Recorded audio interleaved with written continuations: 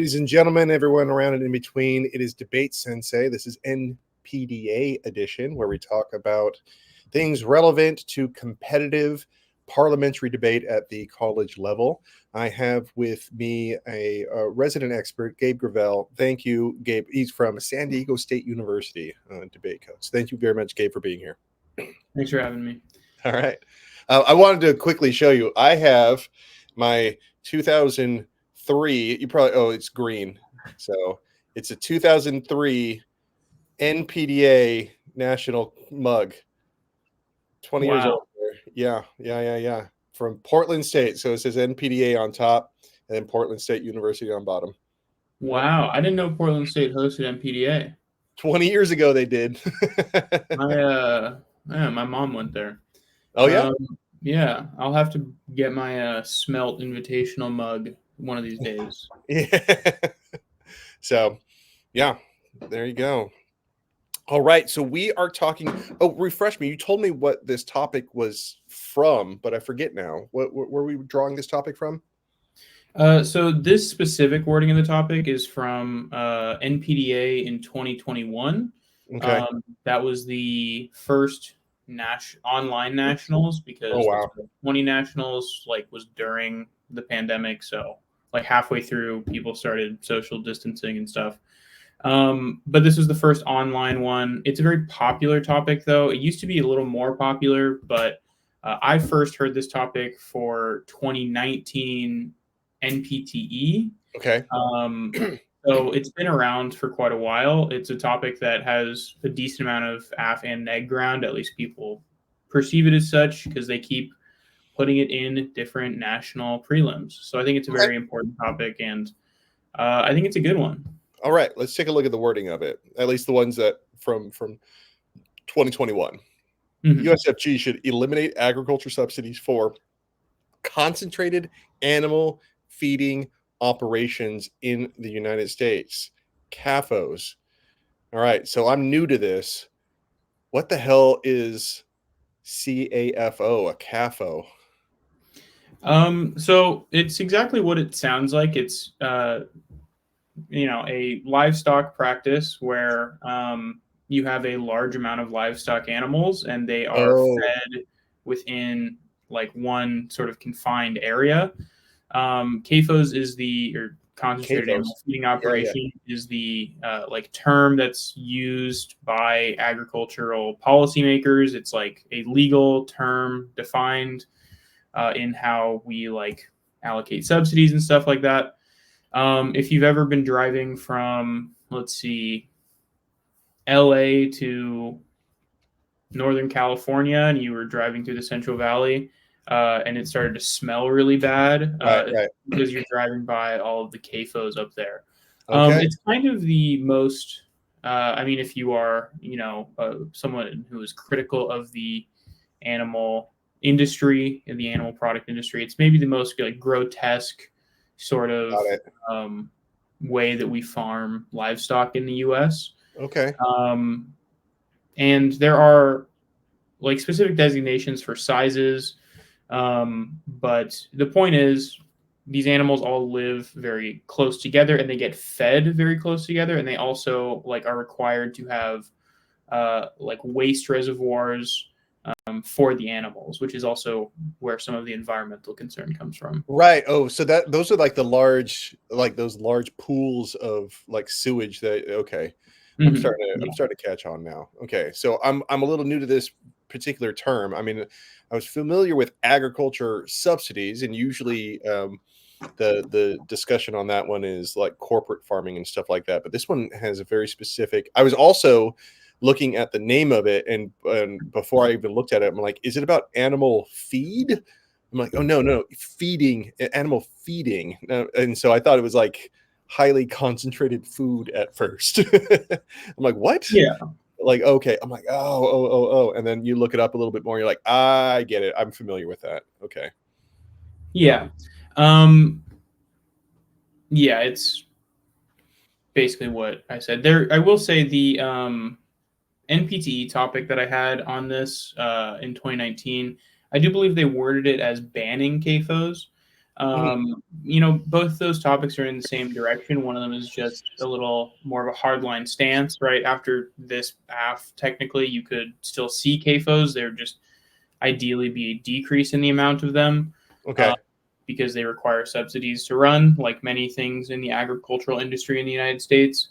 However, this topic specifically just tried to eliminate the subsidies for it. So the subsidies, do you know what form they take? I mean, like, do people get paid more just to have, like, take up a smaller, I guess, I wouldn't say a footprint. I don't think that's accurate, but like just a smaller sort of square footage of the amount that animals take up? So I don't have a definitive answer on this. If Okay. I'm remembering correctly, I believe that the way that it works is kind of like how most agricultural subsidies work, which is you are like subsidized. So like how agricultural subsidies work, you are subsidized to grow a specific type of crop, and like the government will like help pay you a little bit more for that crop. Okay. So I imagine it's kind of like if you have this sort of if you're like producing animal byproducts through a CAFO, the government will sort of like pad the cost to help you be able to pay for it. But I don't have a definitive answer on that. I don't want Got it. No, I mean, like sometimes you just have to go with like what the common sense thing is in order to kind of move forward. All right.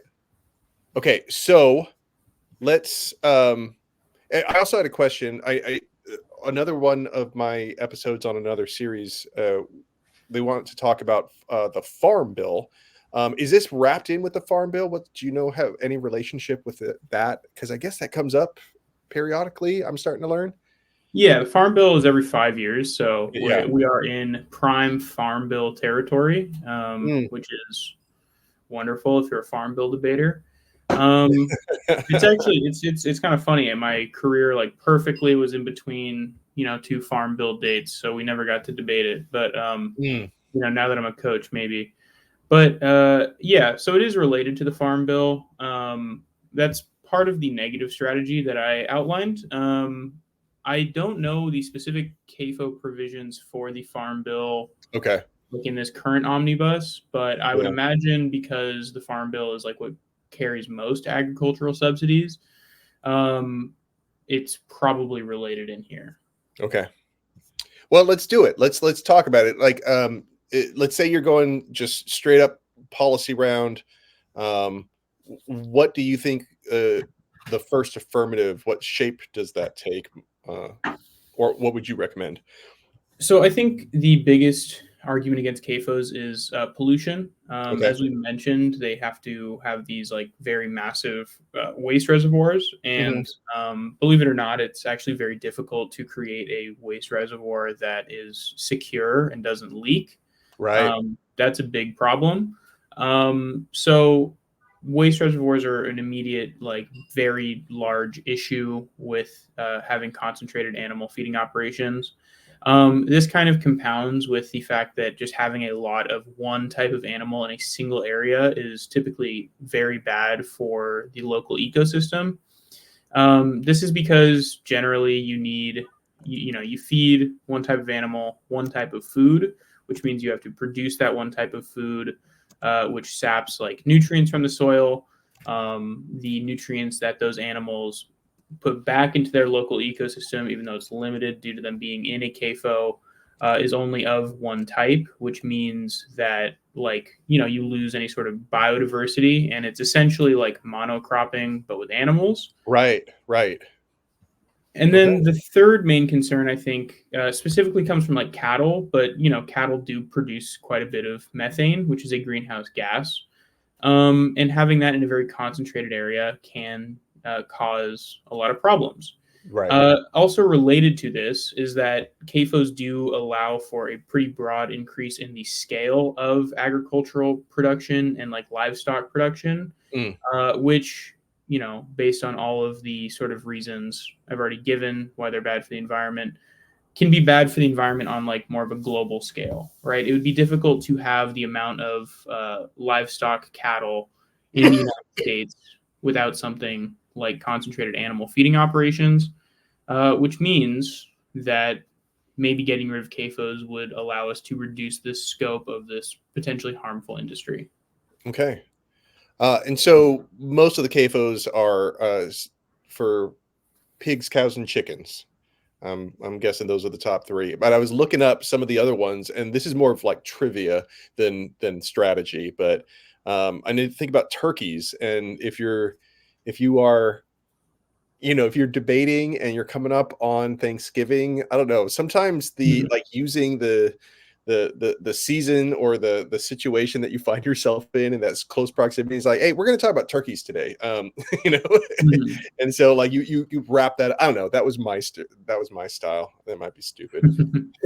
Yeah, I'm not sure exactly how turkeys are more advantageous than any of those other animals, but definitely interesting.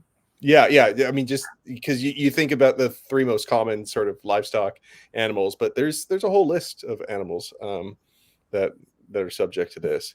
Okay, so the pollution would be the one that you go for, but there's other things Mhm. that make good first affirmatives. You know what I mean? And I think what some people don't always understand about debate is that you're always making choices about and like not just like what you say but what you choose not to say, because Mhm. there's so many good arguments to choose from.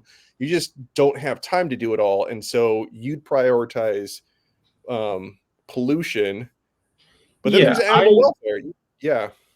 you're totally right. The things you choose to include and not include definitely is like a very important strategic decision in debate. I mean, I thought of two other particular areas that you could talk about, and I think Hmm. they kind of represent this choice of how you want to have this debate. If we were talking about like straight up policy and we were talking about pollution, I would also include a disease or like general health advantage. Oh uh, yeah.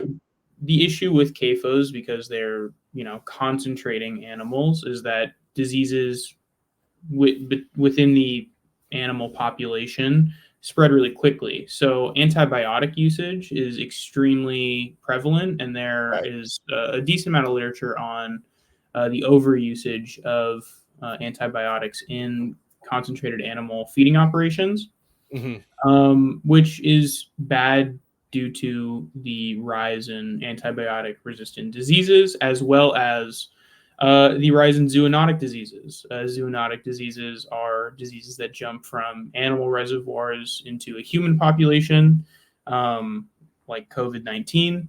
Right. And CAFOs are kind of the perfect breeding ground for these sort of new mutations of bugs that can jump to humans and then get people sick. So I think that there is a absolutely pretty good pandemics advantage Yeah. Yeah. I based like that one. on concentrated animal feeding operations. Let's sort of cover some of the other things that you might come up. So that was the health implications. Mhm. Um, but it's just straight up animal rights. I Yeah. mean, you just go up the gut with that. Yeah, I think that that's kind of the strategic decision because, Mhm. within this policy, you can make a lot of critical arguments of kind of the like anthro direction, like the anthro criticism, Right. anthropocentrism. And I think that you can kind of decide in prep if you want to have that more like critical policy perspective or if you want to just have a straight up policy affirmative. I would say if you're Mhm. doing just a straight up policy affirmative, the pollution and the antibiotic resistant disease advantages are probably pretty good because both those things implicate humans. Mhm. But if we're reading more critical framing about non-human animals and animal welfare and animal rights, and we read sort of things that allow us to weigh impacts against non-human animals as Right. equivalent to or similar to impacts against humans, then I think a critical framing about the conditions for animals in CAFOs is definitely a good affirmative strategy. And I think it's really up to, what do you want to have the debate be about? Yeah, I think like pairing it up with the climate change would be better because climate change is something that affects everything. Uh, Mm-hmm. you Yeah. know, and then it would be on sort of an equal footing at that point. All right, cool. All right, so let's transition. So, how would you approach this on the negative? What I start off with is usually I try to go over what was going through people's minds when they created the subsidies. Because at least, I'm like, all right, let me try to start there. Why did somebody think this was a good idea? Do you have a background on just agriculture? Like, I mean, you debated it enough. So, what's your knowledge of agriculture subsidies and their original purpose? Well, I mean, largely the original purpose is to keep U.S. agriculture competitive with other countries. Okay. And it's been largely successful in doing that. I think we mentioned on a previous episode, I can't remember, but other agricultural subsidies like our corn subsidy is directly used so that we can kind of displace other countries' corn production and then just sell them our corn because we subsidize it to a point where it's cheaper for other countries to just buy our corn than grow it themselves. I would imagine that this is a similar intention with these agricultural subsidies, but at the very least, in maybe a less, if you didn't want to take such a cynical or pessimistic view of why we have these subsidies, you could at the very least conclude that we have these subsidies so that it is that farmers can produce agricultural products like animal products at a efficient rate. Okay. So from there, it follows that I think the main negative ground is an economy argument or some sort of argument about this causing economic decline either locally or on a national level due to the loss of this like productive part of the agricultural sector. So what is that like? What is that disadvantage? Um, I don't know. Like that seems kind of linear, right? The removing the agriculture subsidies is there a good something that's not quite so linear? That's like, all right, this is going to trigger boom X, Y, and Z. Well, I think you can read it like a more generic economy disad where you read specific like typically your internal link scenario would have to do with like investor confidence and how likely investors are to invest in new firms and enterprises. You want to frame any sort of economy argument with like very specific, quote unquote, specific economic indicators that frame the economy as, however you want it to. So for the AF, you'd want to say something like, for the neg, you want to say something like the economy is doing fine. We're recovering from the COVID recession. Livestock is doing well. Farming is doing well. The economy is generally stable. If we do nothing, the economy is not going to collapse. Then you want to sort of explain how investors would be extremely upset and freaked out by this plan and that they would remove all sorts of investment from other sort of sectors. You can also, the specific warrants would be that this has to do, or it at least seems like a sort of environmental regulation, which could signal future environmental regulations, which causes investments to drop. This is really how you would generically read it. I think if you wanted something less generic, you would have to focus on a smaller impact to just this sector. And in that case, I think you would really try to focus on like the rural economies, who is being employed by places that have CAFOs, and explain like how many people are going to lose their jobs if we can't have CAFOs anymore. Okay. I mean, yeah, you could beat that back on the affirmative by minimizing those impacts. It's like it doesn't mean CAFOs aren't going to exist anymore, which also kind of beats back on the solvency. It's like so I don't know. Sometimes you get a little double-edged sword when you're doing stuff like that. Before we get into like some more like critical positions, is there a good counter plan that comes along with this? I can't even I can't think of a good one. I think there's some pick ground or plan inclusive counter plan ground. Okay. I think you can access some of the generic counterplans, but I can't think of a super topic specific one. Okay. So like not chickens, just So you're like, okay, yeah, you can say pigs and everything cows, but okay. bees. Yeah, well, yeah, like the mammals, no subsidies for them, but non-mammals, you still get subsidized. And I think Okay. that would be like a decent strategy, especially if they were reading like sort of pandemics stuff. Okay. I mean, maybe you could make the argument it's easier for diseases to jump from mammal to mammal than it is from birds to mammals. I mean, That's that's not interesting. really. I like I that. mean, I don't know if that's true based on like avian flus that have existed. In parley debate, though, it's not whether or not it's true; it's whether or not they know it's true. Yeah, exactly.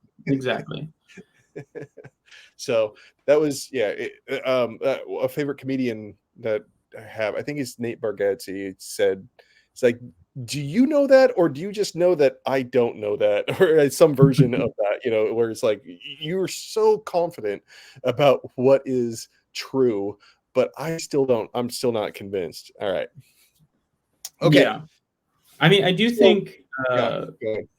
So there is another area that you could read a dis-ed that we read, at least my freshman year.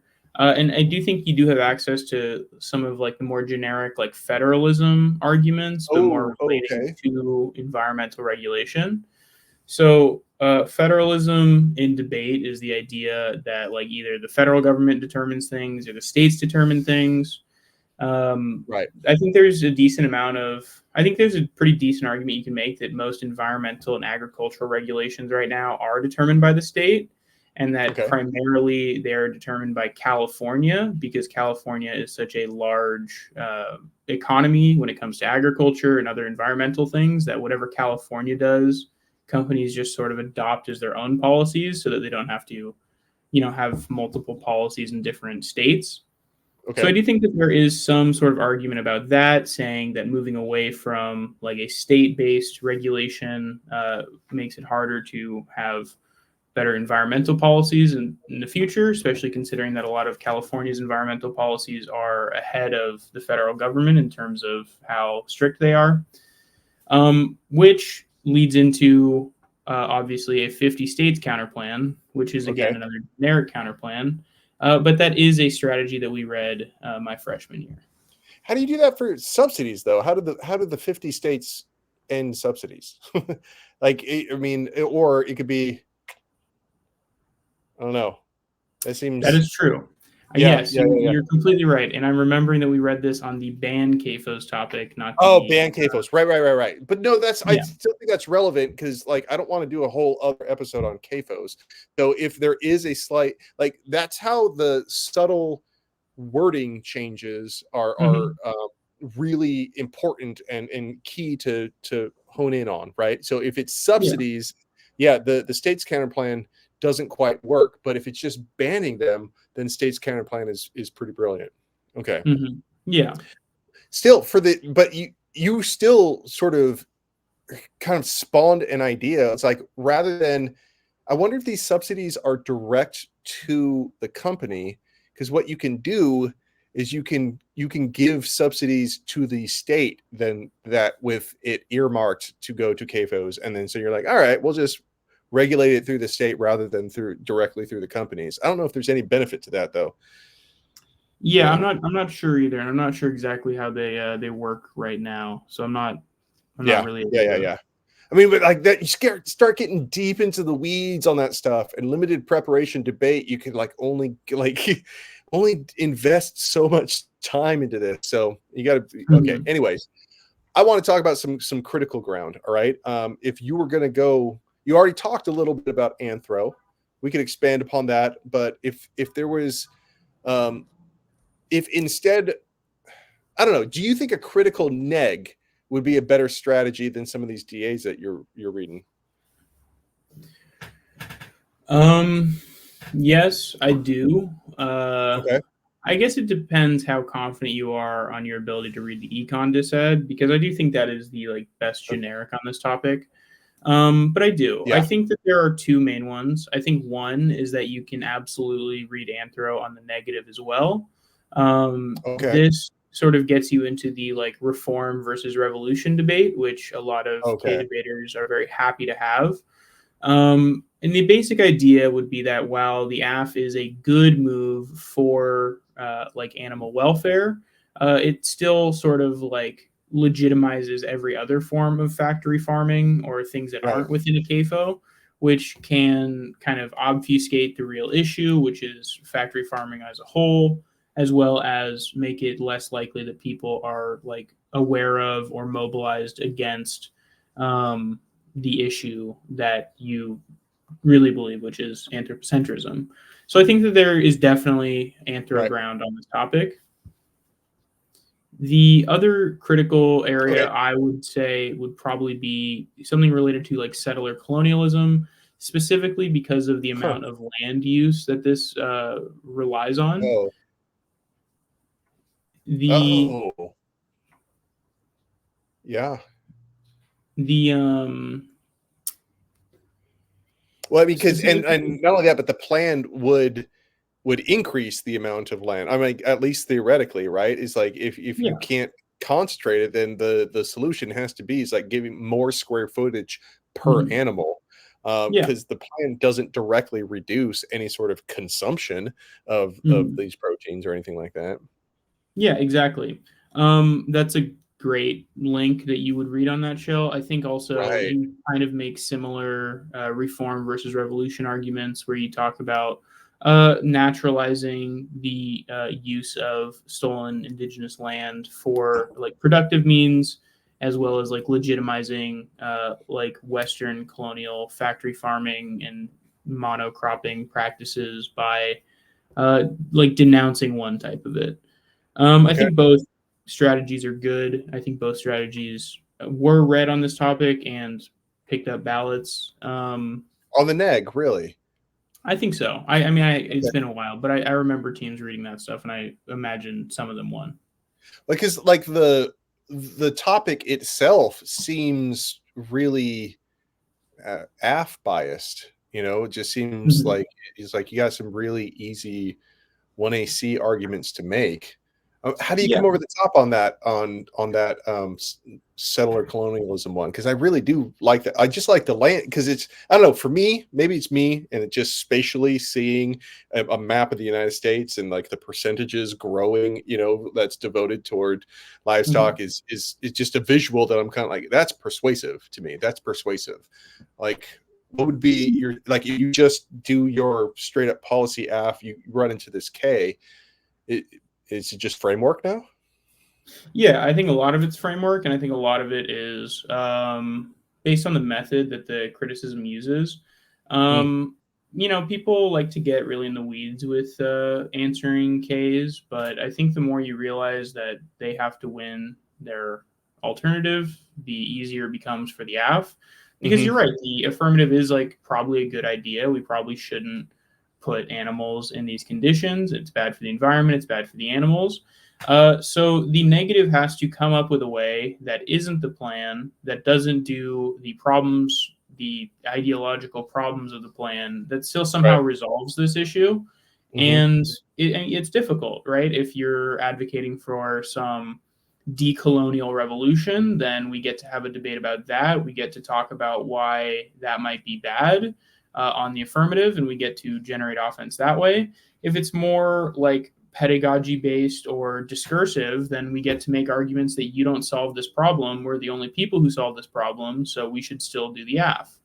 mm, And I think that that's where that's like what makes a good K team from a okay K team is how do they right. like overcome those things? How do they present their alternative as an alternative and articulate the way that it actually works in relation to the topic? Yeah, yeah, I mean, my first thoughts are like veganism. I was always a big micropolitics, proponent. I always like the really like, as a result of the critique and the way that you're framing the debate and sort of like, what are we advocating and stuff like that.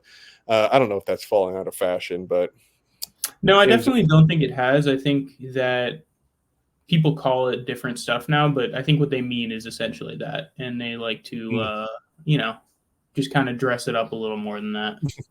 I always loved the term micropolitics. I thought it was just such a catchy little phrase, you know what I mean, about and how to Yeah. explain it, stuff like that. All right. Well, this was great. I did learn a lot because I was new to CAFOs. It wasn't necessarily a topic that was big 20 years ago, you know, in my last debate, but I'm glad it's being discussed. It's a really important thing. And thank you, Gabe, for illuminating some of the strategy. Of course. All right. We'll be back again in the future. We'll be talking about more topics like this. All right, everybody. We'll see you then. See you.